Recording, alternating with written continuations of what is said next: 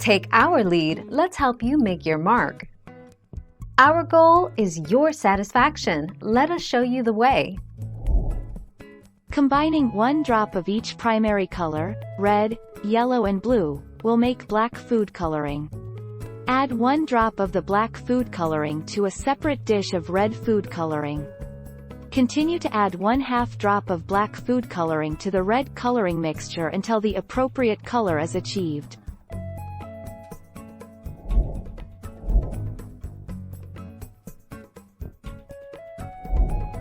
Take our lead. Every preschooler knows that red, blue, and green are primary colors. And since red is a primary color, that means it cannot be made from either green or blue.